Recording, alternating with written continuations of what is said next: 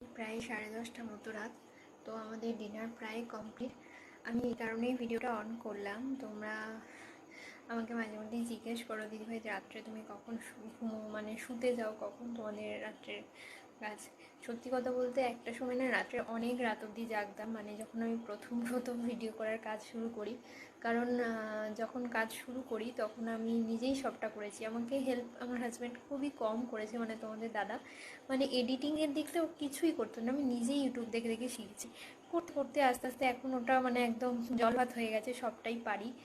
টুকটাক ছোট বড় ভিডিও সব রকমই মোটামুটি পারি কাজ চালানোর মতো। তো তখন সেই সময়টা আমার খুব প্র্যাকটিস করতাম এগুলো, আমার ভিডিও করতে যেহেতু ভালো লাগে, তো সেই সময়টা রাত জাগতে হতো। এখনও মাঝে মধ্যে কিছু কিছু ভিডিও এডিটের কাজ থাকলে রাতে জাগি। তবে সত্যি কথা বলতে রাতে আমি আর এখন সেই রকম রাত জাগাটা আর হয় না। এখন মোটামুটি ওই 11টা, সাড়ে 11টা 12টার মধ্যে শুয়ে পড়ি।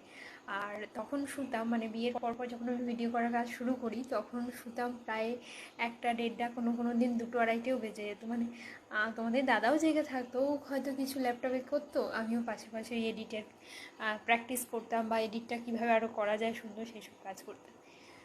তো যাই হোক, এখন আর সেই রকম রাত জাগা হয় না, তাড়াতাড়ি শুয়ে পড়ি। তো খাওয়া দাওয়া মোটামুটি কমপ্লিট, এখন একটু বাদেই শুব। Good night.